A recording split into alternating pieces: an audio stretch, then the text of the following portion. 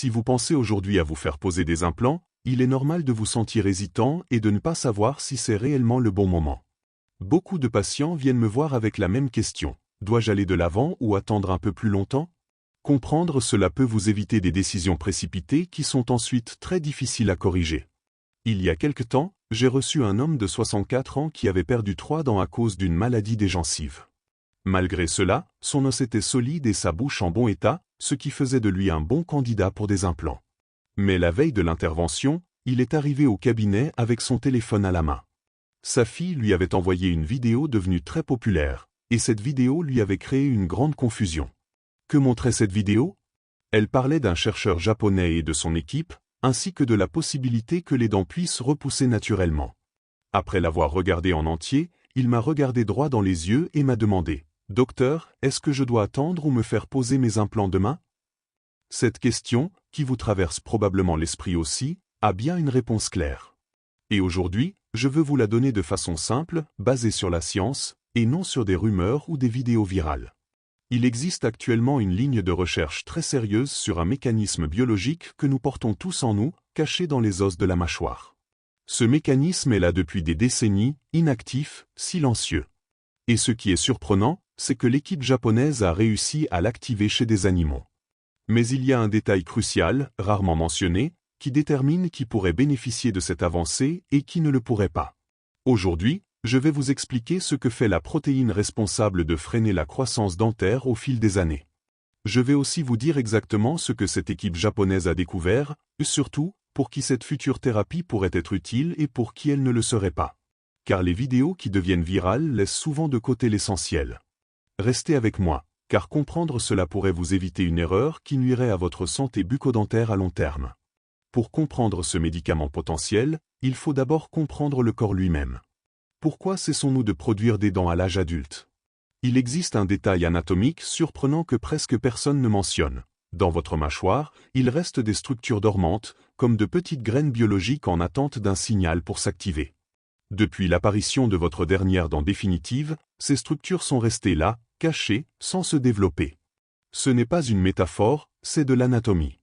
Alors la question se pose naturellement. Si elles existent, pourquoi de nouvelles dents n'apparaissent-elles pas? Pourquoi ne s'activent-elles pas d'elles-mêmes? Parce qu'il existe un frein naturel, un gardien biologique qui bloque ce processus. Ce frein s'appelle USAG. Qu'est-ce qu'USAG? C'est une protéine fabriquée par votre propre corps. Sa fonction est d'indiquer à ces structures qu'elles ont déjà rempli leur rôle et ne doivent pas continuer à croître. Comme lorsqu'un électricien coupe l'interrupteur principal d'une maison une fois l'installation terminée. Il n'y a aucun problème, on n'a simplement plus besoin d'énergie dans ce circuit. C'est exactement ce que fait cette protéine. Elle laisse le système éteint pour le reste de la vie. Chez certains animaux, comme les requins, cet interrupteur n'existe pas. C'est pour cela qu'ils produisent des dents toute leur vie. Idem pour les crocodiles. Même les éléphants ont plusieurs renouvellements dentaires. Mais chez les êtres humains, ce mécanisme s'est désactivé chez nos ancêtres il y a très longtemps. À une époque où l'espérance de vie ne dépassait pas 40 ou 50 ans, le corps n'a pas jugé nécessaire de maintenir ce processus actif. Et pourtant, la base biologique est toujours là, endormie. C'est pourquoi l'équipe de recherche japonaise cherche depuis 15 ans comment rallumer cet interrupteur. Et oui, ils ont trouvé un moyen de le faire chez des animaux comme les souris et les putois. Une seule dose de l'anticorps qu'ils ont développé a suffi à bloquer l'effet de la protéine USAG. Que s'est-il passé alors? Ces structures dormantes se sont réveillées et ont commencé à former de nouvelles dents, totalement fonctionnelles et issues des propres informations génétiques de l'animal. Sans greffe, sans laboratoire, sans pièces artificielles, le corps a fabriqué sa propre dent. Mais voici la partie dont on ne parle presque jamais sur les réseaux sociaux. Cet interrupteur peut être rallumé, oui. Mais pour qu'une dent puisse naître, il faut que cette structure de base, ce germe biologique, existe encore. S'il n'est plus présent, il n'y a aucune possibilité de formation dentaire. Et ce petit détail, souvent omis, change complètement le diagnostic selon chaque personne. C'est pour cela qu'il est si important de comprendre où en sont réellement les études chez l'être humain, et ce que signifie le fait d'avoir ou non ce germe dans l'os. C'est cela qui détermine si quelqu'un pourrait être un bon candidat. Avant de continuer, si ces informations vous aident et que vous souhaitez recevoir plus de contenu clair, fiable et utile sur votre santé bucco-dentaire, je vous invite à vous abonner à la chaîne du Dr Gabriel Menat. Nous y partageons chaque jour des outils pratiques pour prendre soin de votre bouche et faire de bons choix. Alors, comment avance la recherche? Est-il réaliste d'imaginer un médicament capable de faire pousser de nouvelles dents? En septembre 2024, l'équipe japonaise a franchi une étape historique dans le domaine de la dentisterie régénérative. Si vous hésitez entre vous faire poser des implants maintenant ou attendre ces nouvelles thérapies, il est essentiel de connaître l'état réel de la recherche. C'est ce qui vous permettra de prendre une décision responsable et adaptée à votre situation. L'équipe japonaise a franchi une étape clé en lançant la première étude clinique chez l'être humain. Des hommes âgés de 30 à 64 ans, ayant perdu une ou plusieurs dents, ont participé. Tous ont été suivis au centre hospitalier universitaire de Kyoto. Et je veux être très clair, cette première phase ne vise pas à démontrer que le médicament peut faire pousser des dents chez les humains. Son objectif principal est de vérifier si la substance est sûre et bien tolérée par l'organisme. Toutes les recherches médicales commencent ainsi. Cette phase initiale permet d'identifier d'éventuels risques, la toxicité et tout signe d'alerte. Et jusqu'à présent, aucun problème important n'a été signalé. C'est une bonne nouvelle. Mais il faut bien comprendre ceci, qu'un médicament soit sûr ne signifie pas qu'il fonctionne déjà chez l'être humain. Cela signifie seulement que la voie est ouverte pour continuer. Ensuite viennent les phases où l'efficacité est réellement testée. Puis une autre, avec des groupes plus larges. Enfin, si tout se passe bien, arrive l'examen par les autorités sanitaires. Pour vous donner une idée, c'est comme vérifier les fondations d'une maison avant de commencer une rénovation. Il n'y a encore ni mur, ni toit, et les autorisations pour construire ne sont pas encore données. Voilà où nous en sommes aujourd'hui. La première étape a été franchie. Quand ce médicament pourrait-il arriver au public? Les scientifiques évoquent l'année 2030 avec optimisme. Et oui, c'est possible. Ce que nous ne pouvons pas garantir, c'est que ce sera exactement à cette date. En science, les délais peuvent s'allonger. Alors se pose la question essentielle, ferez-vous partie des personnes qui pourraient bénéficier de ce traitement lorsqu'il sera disponible? La réponse dépend de votre os, du temps écoulé depuis la perte de votre dent et de l'état général de votre bouche. Que fait ce médicament? Il réactive ces structures dont je vous ai parlé, ces petites graines, capables de former une nouvelle dent. Mais pour qu'elles puissent s'activer, elles doivent être présentes. Elles ont besoin d'un support, d'un point d'ancrage dans l'os. Cet endroit est la cavité où se trouvait la dent, ce que nous appelons l'alvéole. Quand nous perdons une dent, l'os commence à diminuer. Et en se résorbant, ces structures peuvent également disparaître. Pour dire les choses simplement, le médicament peut nourrir cette graine, mais il ne peut pas en créer une qui n'existe plus. Quel type de patient a donc le plus de chance? Les personnes ayant perdu une dent récemment, que ce soit à cause d'un choc, d'une carie profonde ou d'une fracture. Dans ces cas, l'os est encore présent et la gencive est saine. Cette graine est toujours là, et le traitement pourrait avoir du sens. C'est également le cas chez les patients atteints d'hypodontie, une condition génétique où certaines dents ne se forment pas.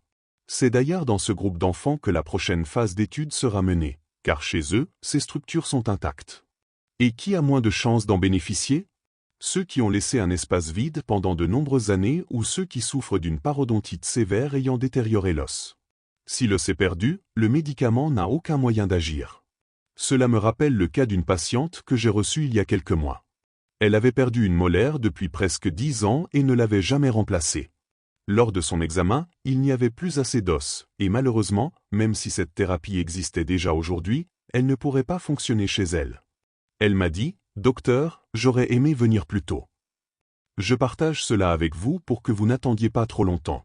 Il existe aussi d'autres facteurs importants. D'une part, l'âge.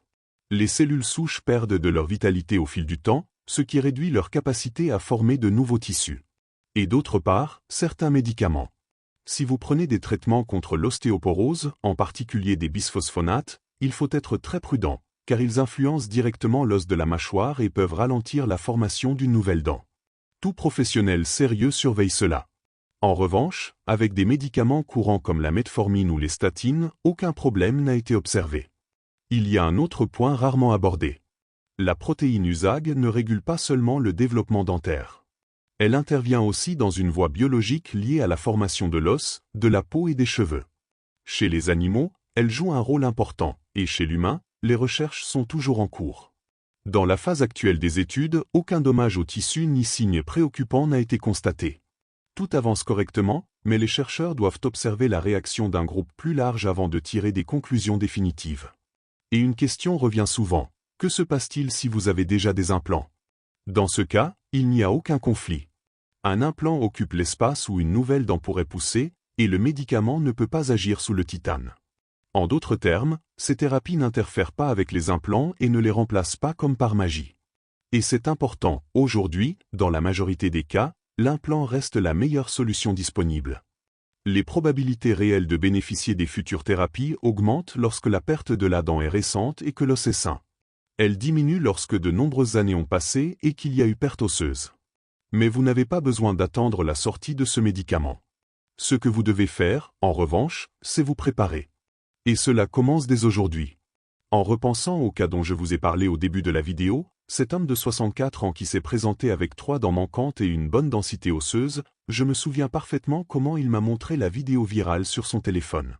Après l'avoir écouté et avoir examiné sa bouche calmement, j'ai compris que la voie à suivre était évidente. Il avait toutes les conditions biologiques pour qu'un jour, ce traitement puisse éventuellement lui être utile. Mais il avait aussi un problème réel à ce moment-là, l'absence de dents affectait sa mastication et mettait son os en danger. Je lui ai donc dit, avec la sincérité que je garde toujours avec mes patients, « Miguel, ce traitement n'est pas encore disponible en clinique.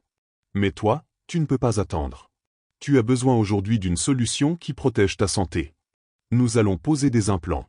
Et dans quelques années, quand nous en saurons plus, nous réévaluerons ensemble s'il existe une alternative. » Il a accepté. Aujourd'hui, il est stable, mange mieux et protège son os. Cette décision lui a apporté de la tranquillité, et je suis heureux de la partager avec vous, car elle peut vous aider à éviter des erreurs que vous pourriez regretter plus tard.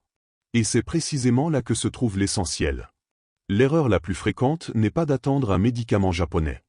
L'erreur, c'est de négliger votre bouche pendant que vous attendez. C'est comme un passionné de voitures anciennes qui sait que la pièce parfaite pour restaurer son moteur sera disponible dans quelques années. Il ne laissera pas son véhicule au garage sans huile ni entretien. Au contraire, il en prendra encore plus soin. Car lorsque la pièce arrivera, il veut que la voiture soit toujours en état. Votre mâchoire fonctionne de la même manière. Si un jour de nouvelles thérapies apparaissent, elles ne pourront vous aider que si la base est saine. Et que pouvez-vous faire pour maintenir cette base? D'abord, traitez tout problème de gencive. Si vous avez une inflammation ou une parodontite, vous devez l'arrêter au plus vite. Aucun traitement régénératif ne fonctionne dans un tissu infecté. Les nettoyages professionnels ne sont pas un luxe, ce sont une nécessité pour conserver le support dont vous aurez besoin dans l'avenir. Ensuite, évitez de laisser des espaces vides. Lorsqu'une dent manque, les autres se déplacent et l'os commence à se résorber. Quelques mois sans remplacement temporaire peuvent réduire vos possibilités futures. Parlez avec votre dentiste des options pour préserver cet espace. Troisièmement, méfiez-vous des produits miracles trouvés sur Internet. Aucun complément, bain de bouche ou goutte en ligne ne peut bloquer la protéine USAG. Cette technologie n'existe pas dans une boutique virtuelle. Et certains de ces produits, en plus d'être une arnaque, peuvent endommager vos gencives de façon irréversible. Mon rôle est de vous donner une information claire pour que vous puissiez prendre des décisions sensées. Je ne veux pas que vous vous attachiez à de fausses promesses, mais je ne veux pas non plus que vous manquiez l'opportunité de profiter des avancées que la science pourrait offrir plus tard. C'est pourquoi je vous remercie d'être ici, d'investir du temps pour apprendre et pour prendre soin de vous. Avant de terminer, je veux vous demander quelque chose d'important. Si ce contenu vous a été utile, je vous invite à vous abonner à la chaîne, à activer les notifications, à partager cette vidéo et à laisser votre commentaire. Nous publions ici de nouvelles vidéos chaque jour, toujours avec l'engagement de vous offrir une information utile, simple et fondée sur des données fiables. Votre soutien nous permet d'atteindre davantage de personnes qui, aujourd'hui peut-être, ont besoin d'entendre ce message. Et je veux également vous faire une invitation plus profonde. Remercions Dieu pour la vie, pour l'opportunité d'apprendre et pour la possibilité de prendre des décisions qui améliorent notre santé.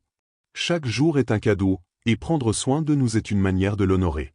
Sur cette chaîne du Dr Gabriel Menat, nous sommes heureux de vous accompagner, de vous orienter et de vous aider à développer de meilleures habitudes. Vous aurez une nouvelle vidéo demain, et j'aimerais beaucoup que vous la regardiez. Je suis certain qu'elle vous sera également utile. Ici, vous trouverez toujours un espace chaleureux, fiable et pensé pour vous.